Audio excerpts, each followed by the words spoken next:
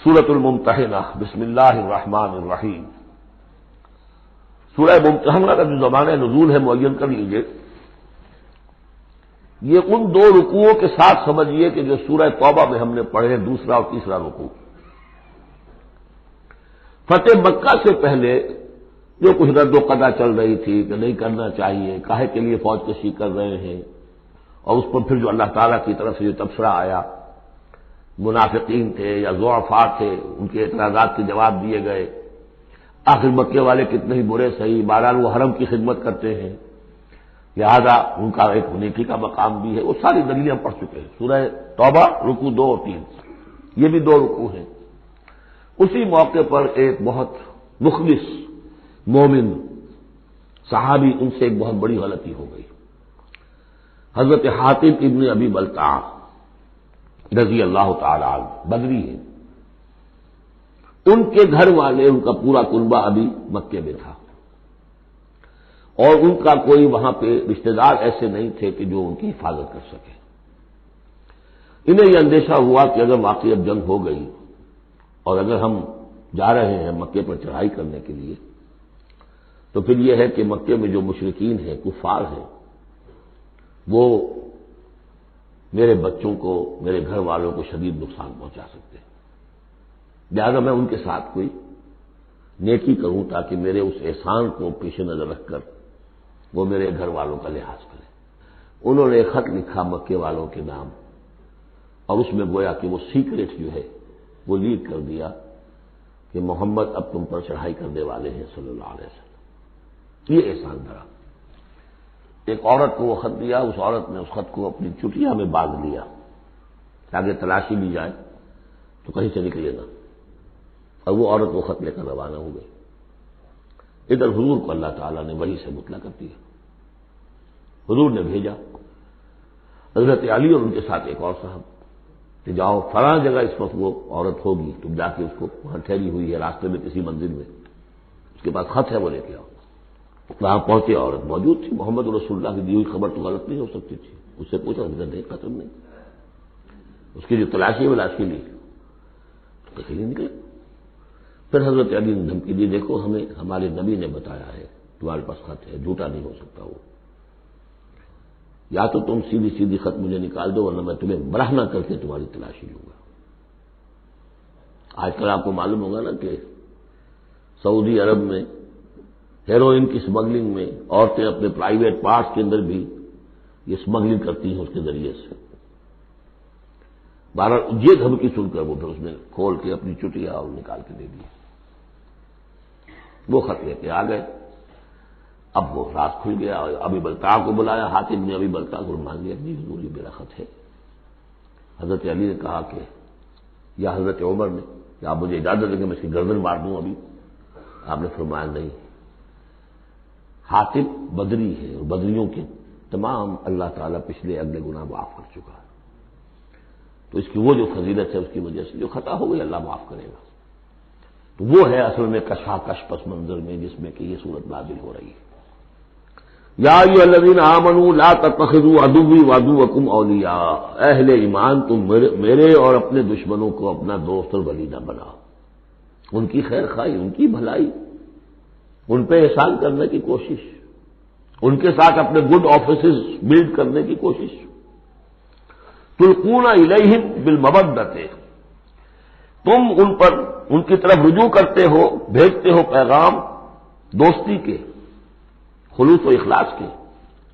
وقد کفروا بما جاءکم من الحق، حالانکہ انہوں نے کفر کیا ہے، انکار کیا ہے اس حق کا جو تمہارے پاس آیا ہے۔ یخرجون الرسول وایاکم، وہی ہے جو نکالتے ہیں، یعنی جنہوں نے نکالا ہے رسول کو صلی اللہ علیہ وسلم، تمہیں بھی نکالا ہے، ان تؤمنوا باللہ ربکم، صرف اس جرم کی پاداش میں کہ تم ایمان رکھتے ہو اللہ پر، اپنے رب پر۔ ان کنتم خرجتم جہادا فی سبیلی، اگر تو تم نکلے تھے مکے سے اور تم نے ہجرت کی تھی اس لیے کہ میری راہ میں جہاد کرو گے، تو یہ طرز عمل تمہیں اس کے منافی ہے۔ وابتغاء مرضاتی، اور میری رضا جوئی کے لیے تم نکلے تھے، تو سرون الیہم بالمودۃ، تم خفیہ پیغامات بھیجتے ہو کو دوستی کے احسان پر مبنی۔ وَأَنَا أَعْلَمُ بِمَا أَخْفَيْتُمْ، تم نے خفیہ پیغام بھیجا، میں تو خوب جانتا ہوں جسے تم چھپاتے ہو، وَمَا أَعْلَنتُمْ، اور جسے تم ظاہر کرتے ہو، وَمَن يَفْعَلْهُ مِنكُمْ فَقَدْ ضَلَّ سَوَاءَ السَّبِيلِ، جو کوئی بھی تم میں سے یہ کام کرے گا وہ تو پھر سیدھے راستے سے بھٹک گیا۔ یہ ایک آیت ہے، اب تک نوٹ کر لیجیے مدنی صورتوں کا جو مزاج ہے۔ یا ایھا الذین آمنوا لا تتخذوا عدوی وعدوکم اولیاء تلقون الیہم بالمودۃ وقد کفروا بما جاءکم من الحق یخرجون الرسول وایاکم ان تؤمنوا باللہ ربکم ان کنتم خرجتم جہادا فی سبیلی وابتغاء مرضاتی تسرون الیہم بالمودۃ وانا اعلم بما اخفیتم وما اعلنتم ومن یفعلہ منکم فقد ضل سواء السبیل۔ ان یثقفوکم یکونوا لکم اعداء، اگر وہ کہیں تمہیں پالیں، یعنی تم ان کے ہاتھ لگ جاؤ، ہتھے چڑھ جاؤ، وہ تمہارے ساتھ دشمنی کریں گے۔ وَيَبْسُطُوا إِلَيْهِمْ أَيْدِيَهُمْ، اپنے ہاتھ بڑھائیں گے تمہاری طرف، وَأَلْسِنَتَهُمْ، اور اپنی زبانیں، بِالسُّوءِ، برے ارادے کے ساتھ تمہیں نقصان پہنچائیں گے، ان کی زبانیں بھی ان کے ہاتھ بھی۔ وَوَدُّوا لَوْ تَكْفُرُونَ، اور ان کی خواہش ہوگی شدید کہ کسی طرح تم بھی دوبارہ کافر ہو جاؤ۔ لَن تَنفَعَكُمْ أَرْحَامُكُمْ، تمہیں ہرگز نفع نہیں پہنچائیں گے تمہارے رحمی رشتے، وَلَا أَوْلَادُكُمْ، نہ تمہاری اولادیں، یوم القیامہ، قیامت کے دن، یفصل بینکم، اللہ فیصلہ کر دے گا تمہارے مابین، واللہ بما تعملون بصیر، اور جو کچھ تم کر رہے ہو اللہ اسے دیکھ رہا ہے۔ قد کانت لکم اسوۃ حسنۃ فی ابراہیم والذین معہ، تمہارے لیے ایک اچھا نمونہ ہے، بہت عمدہ ماڈل ہے، اسوہ حسنہ ہے، فی ابراہیم والذین معہ، ابراہیم اور ان کے ساتھیوں کے معاملے میں، ان کی شخصیتوں کی صورت میں۔ اذ قالوا لقومہم، جبکہ انہوں نے کہا اپنی قوم سے، برملا کہہ دیا، انا براء منکم، ہم بری ہیں تم سے، ومما تعبدون من دون اللہ، اور جن کو بھی تم پوج رہے ہو اللہ کے سوا، ہمارا ان سے کوئی رشتہ نہیں، کوئی تعلق نہیں، ہم اعلان براءت کر رہے ہیں ان سے۔ کفرنا بکم، ہم منکر ہوئے تم سے بھی، وبدا بیننا وبینکم العداوۃ والبغضاء ابدا، اور اب تمہارے اور ہمارے مابین عداوت اور بغض اور بیر شروع ہو چکا ہے، اب یہ ہمیشہ باقی رہے گا، حتیٰ تؤمنوا باللہ وحدہ، جب تک کہ تم ایمان نہ لاؤ اللہ پر توحید کے ساتھ، یعنی جب تک اس طرح ننگی تلوار نہ بن جائے ایک مومن۔ حزب اللہ کو ننگی تلوار بننا پڑتا ہے، رشتوں کو کاٹنا پڑتا ہے، وَلَوْ كَانُوا آبَاءَهُمْ أَوْ أَبْنَاءَهُمْ أَوْ إِخْوَانَهُمْ أَوْ عَشِيرَتَهُمْ، سورہ مجادلہ میں پڑھا ہے ابھی۔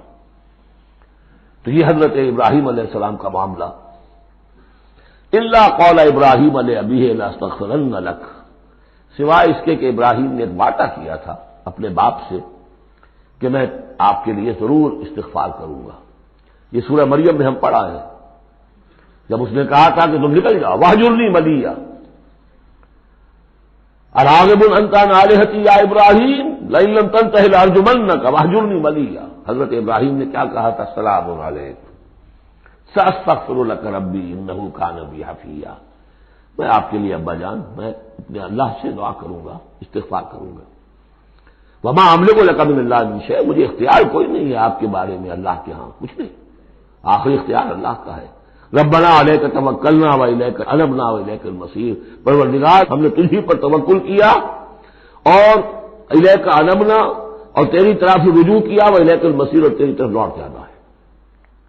ربنا لا تجعلنا فتنۃ للذین کفروا، پروردگار ہمیں اب کافروں کے لیے تختہ مشق اور تختہ امتحان نہ بنا دے کہ ہمارے اوپر وہ ظلم کرے، اور تو ان کو اوپر آزمائش جو انہیں آزما رہا ہے وہ اس شکل میں کہ ہم پر وہ ظلم کرے، جیسے اللہ تعالیٰ کفار مکہ کو آزما رہا تھا، لیکن تختہ ستم، تختہ مشق کون؟ صحابہ کرام بنے ہوئے تھے۔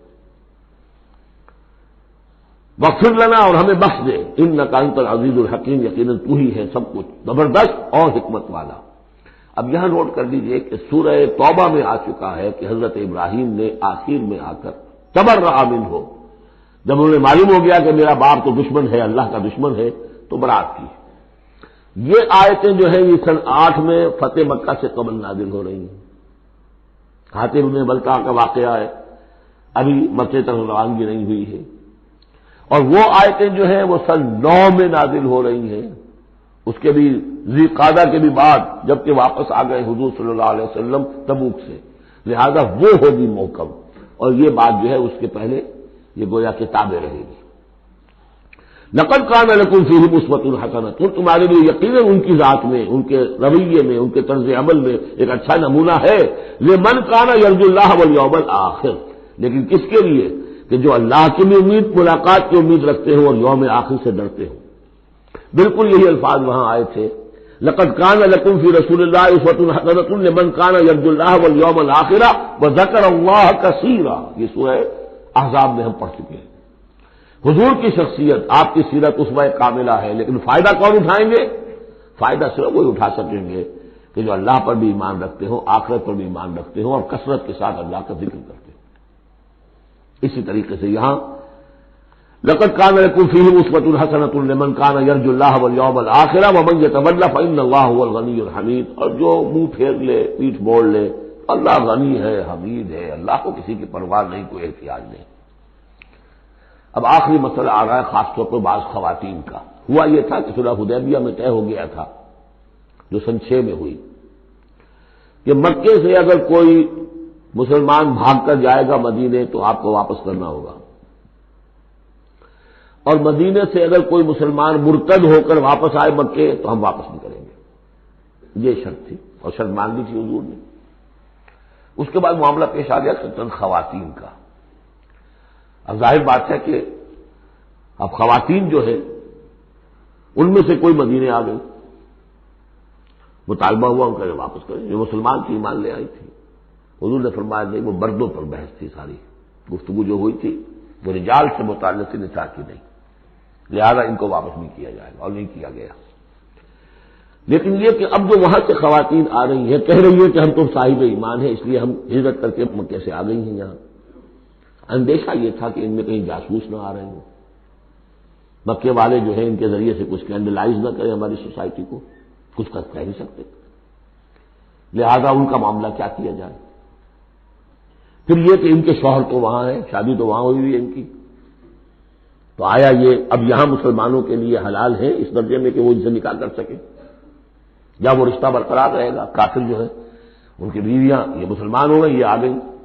تو یہ مسائل تھے خواتین کے کہ جن کو اس رکوع میں سورہ ممتحنہ کے اور آخر میں پھر خواتین کی بیعت کا تذکرہ ہے اس میں۔ اور یہ میں سمجھتا ہوں کہ اللہ تعالیٰ کی طرف سے کمپنسیشن ہوتی ہے، جیسا کہ میں نے بتایا تھا کہ باپ اور ماں میں فرق یہ رکھا گیا، قانونی طور پر باپ کا پلڑا بھاری ہے، باپ طلاق دے سکتا ہے ماں کو، ماں تو خلا ہی لے سکتی ہے، طلاق دے نہیں سکتی، اور اگر طلاق ہو جائے گی تو اولاد باپ کی شمار ہوگی، ماں کی نہیں، یہ قرآن کا قانون ہے۔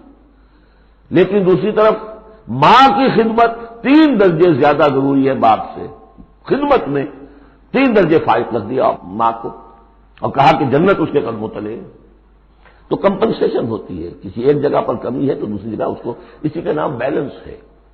یہ ترازو کے یہ دونوں جو ہیں، اگر بازو جو ہیں یہ برابر ہے تو ایک سیر ادھر ڈالیں گے، ایک سیر ادھر ڈالیں گے، ترازو کی ڈنڈی سیدھی رہے گی۔ ایک چھوٹا ہے، ایک بڑا ہے، چھوٹے میں زیادہ ڈالنا پڑے گا اور بڑے میں کم، تو یہ بیلنس تو تب ہوگا کہ وہ جو کمی ہے اس کو پیش نظر رکھیں۔ یہ ہے معاملہ جو یہاں پہ بیان ہوا۔ وہ بیلنس کیا کیا اللہ تعالیٰ نے؟ مردوں کی بیعت کا قرآن میں ذکر ہے، اس کا متن قرآن میں کہیں نہیں ہے۔ بیعت عقبہ اولیٰ کا کیا متن تھا، بیعت عقبہ ثانیہ کا متن کیا تھا، کیا بیعت ہوئی تھی، کیا الفاظ تھے، بیعت رضوان کے موقع پہ کیا جو الفاظ کا تھے، کہیں نہیں، قرآن میں نہیں، احادیث میں مل جائیں گے۔ خواتین کی بیعت کو یہ فضیلت دے دی کہ اس کا پورا متن بھی قرآن مجید میں موجود ہے۔ فرمایا عسى الله ان يجعل بينكم وبين الذين، ابھی وہ مسئلہ ابھی چل رہا ہے، وہ خواتین کا مسئلہ بعد میں آئے گا۔ عسى الله ان يجعل بينكم وبين الذين عاديتم منهم مودة، ہو سکتا ہے مسلمانوں کہ جو تمہارے اور جن کے مابین دشمنی پڑ گئی ہے، اللہ تعالیٰ تمہارے مابین پھر دوستی پیدا کر دے۔ کیسے پیدا کر دے؟ وہ ایمان لے آئے، فإخوانكم في الدين، اور کوئی زیادہ دور تو نہیں تھا اب مرحلہ۔ فتح مکہ کے بعد سن 9 میں وہ آیات آئیں کہ 4 مہینے کی مہلت ہے، اس میں ایمان نہیں لاؤ گے تو گردنیں اڑا دی جائیں گی، سب کے سب لوگ ایمان لے آئے، تو اب ہو گئے بھائی اخوانکم فی الدین۔ عسى الله ان يجعل بينكم وبين الذين عاديتم منهم مودة والله قدير والله غفور رحيم، اللہ ہر شے پر قادر ہے اور غفور ہے اور رحیم ہے۔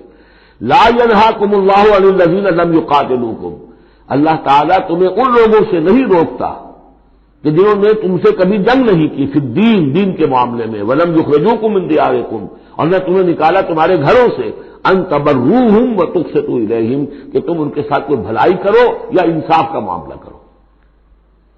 جہاں بھی ولایت کا معاملہ نہیں ہے، کافر کو ولی نہیں بنایا جا سکتا، پشت پناہ، مددگار، حمایتی، قلبی محبت نہیں ہو سکتی، لیکن کوئی نیک سلوک کرنا، کوئی بھلائی کرنا، اس میں کوئی اعتراض نہیں، کافروں کے ساتھ کرو۔ جو غیر حربی ہے، جس کے ساتھ جنگ نہیں ہے، جس نے کبھی آپ کے خلاف آپ کے کسی دشمن کی مدد نہیں کی ہے، اس کا معاملہ مختلف رہے گا۔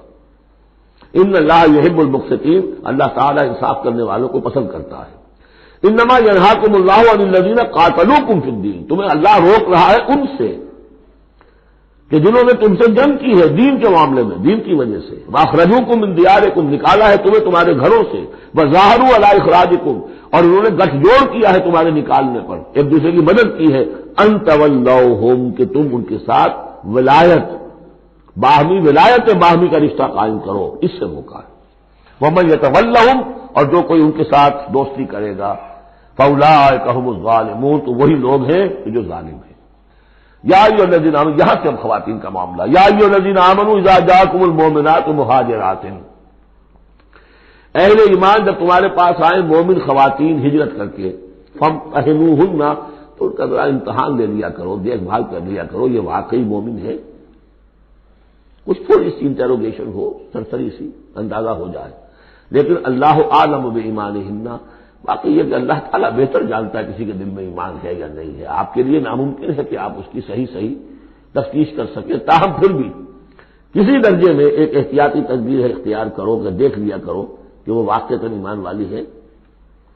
فَإِنْ عَلِمْتُمُوهُنَّ مُؤْمِنَاتٍ، پھر اگر تم دیکھو کہ وہ مومن ہے، واقعتاً مومن ہے، فَلَا تَرْجِعُوهُنَّ إِلَى الْكُفَّارِ، تو اب انہیں لوٹاؤ نہیں کفار کی طرف، لَا هُنَّ حِلٌّ لَهُمْ، نہ وہ اب ان کافروں کے لیے حلال رہی ہیں، وَلَا هُمْ يَحِلُّونَ لَهُنَّ، نہ وہ ان کے لیے حلال ہے۔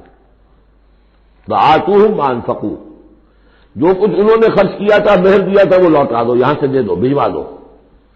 فلاں کافر، اس کی بیوی مسلمان ہو گئی، یہاں آ گئی ہے، اب یہاں تعلق ازدواج ختم ہوا، جو مہر تم نے دیا تھا وہ واپس کر رہے ہیں۔ دیکھیے یہ ہے عدل و انصاف۔ جیسے کہ حضرت خالد بن ولید نے ایک موقع پر، جبکہ شام کے محاذ کو ذرا پیچھے ہٹنا پڑا، غالباً ابو عبیدہ کا معاملہ تھا رضی اللہ تعالی عنہما، تو ایک شہر جس سے کہ جزیہ لے لیا گیا تھا، پھر چونکہ وہاں سے پسپائی جو ہے ٹیکٹیکل موو کے طور پر وہاں سے پیچھے ہٹنا پڑا، تو وہ سارا جزیہ واپس کر دیا۔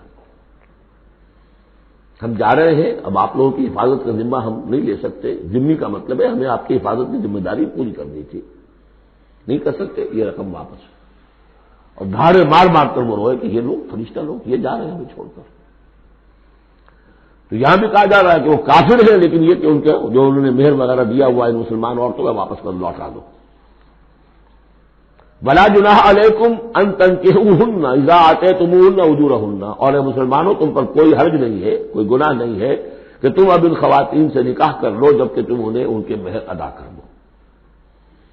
وَلَا تُمْسِكُوا بِعِصَمِ الْكَوَافِرِ، اور اگر تمہاری بیویاں وہاں ہیں، کوئی رہ گئی ہے، اب کفر پہ ہے، تو تم بھی ان کے ناموس کو اپنے قبضے میں نہ رکھو، یعنی انہیں طلاق دے دو، انہیں فارغ کر دو کہ ہمارا تم سے کوئی تعلق نہیں۔ بس ما انفقتم، اور ان سے مانگ لو جو بھی تم نے ان کو دیا تھا مہر کے طور پر، جب ہمارے اور تمہارے درمیان وہ رشتہ ختم ہوا، میرا مہر واپس کرو۔ وَلْيَسْأَلُوا مَا أَنفَقُوا، جو انہوں نے خرچ کیا تھا وہ مانگ لیں، جو یہاں مسلمان عورتیں آ گئی ہیں ان کا مہر لوٹا دیا جائے۔ ذالکم حکم اللہ یحکم بینکم، یہ اللہ کا حکم ہے اور اللہ تمہارے مابین فیصلہ کر رہا ہے۔ واللہ علیم الحکیم، اللہ سب کچھ جاننے والا ہے، کمال حکمت والا۔ وَإِنْ فَاتَكُمْ شَيْءٌ مِّنْ أَزْوَاجِكُمْ، اور اگر کوئی چیز جاتی رہے تمہارے ہاتھ سے تمہاری بیویوں کے معاملے میں، یعنی مسلمان مرد ہجرت کر کے آ گیا، بیوی اس کی وہاں پر ہے اور وہ کافرہ ہے، مشرکہ ہے، اور اس سے وہ کہتا ہے میرا مہر واپس کرو، وہ نہیں کرتی، وہ مہر واپس نہیں کر رہی، اسے یہاں پہ نکاح کرنے کے لیے مہر ادا کرنا پڑے گا، اس کے پاس پیسے نہیں۔ اس مسئلے کا حل بتایا، وَإِنْ فَاتَكُمْ شَيْءٌ مِّنْ أَزْوَاجِكُمْ، تمہارے کچھ لوگوں کی طرف سے اگر انہیں یہ نقصان پہنچ جائے کہ انہیں وہ مہر واپس نہ ملے، فعاقبتم الی الکفار، یہ کفار کے ہاں رہ گیا، وہ نہیں دے رہے تم بہر. فعاقبتم، پھر اگر کہیں تمہارا ہاتھ پڑ جائے، کہیں کسی جگہ تمہیں فتح مل جائے، کہیں سے تمہیں مال غنیمت یا مال فہ ہاتھ آ جائے، فآتوا الذین ذهبت ازواجهم، تو ان لوگوں کو کچھ دے دلا دو کہ جن کی بیویاں جاتی رہیں اس کفر اور اسلام کی وجہ سے، رشتہ جو کٹ گیا ہے، تاکہ اب وہ اپنی اس رقم سے جو انہیں دی جا رہی ہے وہ یہاں نکاح کر سکے. اور جو خواتین وہاں سے آ رہی ہیں جن کا کہ حکم دے دیا گیا کہ یہاں سے ان کے مہر واپس کر دو، تو اب ان سے وہ نکاح کریں گے تو مہر دینے تو کم ہوگا نا. فآتوا الذین ذهبت ازواجهم مثل ما انفقوا واتقوا اللہ الذی انتم بہ مؤمنون، اور اس اللہ کا تقوی اختیار کرو جس پر کہ تمہارا ایمان ہے. یا ایھا النبی، اے نبی صلی اللہ علیہ وسلم، اذا جاءک المؤمنات یبایعنک، جب آپ کے پاس آئے مومن خواتین آپ سے بیعت کرتی ہوئی، الا لا یشرکن باللہ شیئا، پہلی شرط یہ ہے کہ وہ عہد کریں کہ وہ اللہ کے ساتھ کسی شے کو شریک نہیں کریں گی.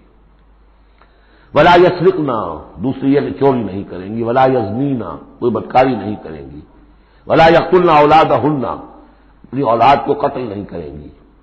ولا یاتین ببہتان یفترینہ بین ایدیہن وارجلہن، اور نہ ہی وہ کوئی ایسا طوفان باندھیں گی، کوئی بہتان لگائیں گی جو ان کے ہاتھوں اور پاؤں کے مابین سے ہو. سیکسول اسکینڈلس، کوئی عورت جو تہمت لگا دے کسی کے اوپر اس نے میری آبرو ریزی کی ہے یا اس نے کسی اور اعتبار سے، تو یہ چیزیں بھی نہیں. اور یہ ہوتا رہا ہے، انبیاء تک کے ساتھ ہوا ہے. ولا یعصینک فی معروف، اور آخری بات یہ اس بیعت کے اندر کہ جو بھی آپ بھلی بات ان سے کہیں گے اس کے اندر آپ کی نافرمانی نہیں کریں گے.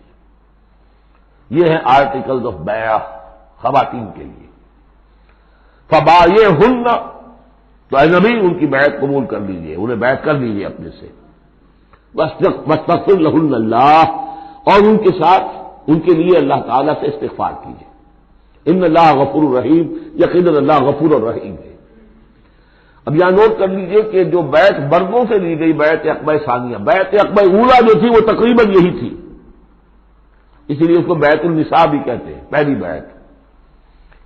ابھی جو ہے وہ کوئی ایسی شکل سامنے نہیں تھی کہ کوئی جماعتی تشکیل ہو رہی ہو، جماعت بنانی ہو. اور ہمارے ہاں جو بھی صوفیاء ہیں جو بیعت لیتے ہیں وہ بھی تقریباً اسی کو دلیل بناتے ہیں، بیعت عقبہ اولیٰ اور بیعت النساء. وہ اسی بات کا اہم لیتے ہیں، شرک نہیں کروں گا، یہ نہیں کروں گا، چوری نہیں کروں گا، نیکی کے کام کروں گا، وغیرہ وغیرہ. تو صوفیاء کی بیعت، خواتین کی بیعت اور بیعت عقبہ اولیٰ تقریباً یہ ہے. لیکن وہ بیعت جس سے کہ جماعتی زندگی وجود میں آئی وہ بیعت عقبہ ثانیہ ہے. حضرت عبادہ بن صامت رضی اللہ تعالیٰ عنہ سے اس کی پورا اس کا ٹیکسٹ جو ہے وہ موجود ہے، متفق علیہ حدیث ہے، جس کو بخاری میں بھی ہے مسلم میں بھی ہے. بایعنا رسول اللہ صلی اللہ علیہ وسلم، وہ فرماتے ہم نے بیعت کی تھی اللہ کے رسول سے صلی اللہ علیہ وسلم، علی السمع والطاعۃ، آپ کا ہر حکم سنیں گے، اطاعت کریں گے. فی العسر، تنگی اور مشکل میں بھی، والیسر، اور آسانی میں بھی، والمنشط، اس حالت میں بھی کہ ہماری طبیعتوں میں انشراح ہو کہ ہاں یہ کام واقعتاً بہت مفید ہے، صحیح ہے. والمکرہ، اور اس حالت میں بھی کہ ہمیں اپنی طبیعتوں پر جبر کرنا پڑے، ہمیں اس فیصلے کے ساتھ اتفاق نہ ہو. وعلی اثرۃ علینا، اور اس کے باوجود کہ دوسروں کو ہم پر ترجیح دے دی جائے. ترجیح دے دی جائے کس بات میں؟ آپ امیر بنا رہے ہیں فلاں شخص کو، یہ تو ابھی نووارد ہے، ابھی آیا ہے، ابھی شامل ہوا ہے ہم میں، اور ہم پرانے آپ کے ساتھی ہیں. نہیں، پریروگیٹو ہے یہ آپ کا، جس کو چاہیں امیر بنائیں. وعلی اللہ نضال الامر اہلہ، جنہیں آپ ذمہ دار بنائیں گے ان سے ہم جھگڑیں گے نہیں، ان سے لڑیں گے نہیں، ان کی اطاعت کریں گے. من اطاعنی فقد اطاع اللہ ومن عصانی فقد عصی اللہ ومن اطاع امیری فقد اطاعنی ومن عصی امیری فقد عصانی. وعلی ان نقول بالحق اینما کنا، آخری شرط یہ کہ ہم حق بات ضرور کہیں گے جہاں کہیں بھی ہوں گے. لا نخاف فی اللہ لومۃ لائم، ہم کسی ملامت کرنے والے کی ملامت کے خوف سے اپنی زبان بند نہیں کریں گے.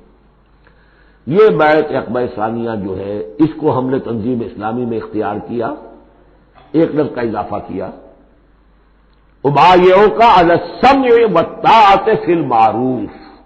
حضور کی اطاعت مطلق تھی، جو حکم دیں گے، غلط دے نہیں سکتے معصوم میں. حضور کے بعد ابو بکر کی بیعت بھی مطلق نہیں تھی، مقید ہے، مشروط ہے، کتاب و سنت کے دائرے کے اندر. یہ بیعت ہے کیونکہ اس کے بعد حضور نے پہلی مرتبہ ایک تنظیمی ڈھانچہ قائم کیا کہ مدینے میں آپ نے 12 نقیب مقرر کر دیے.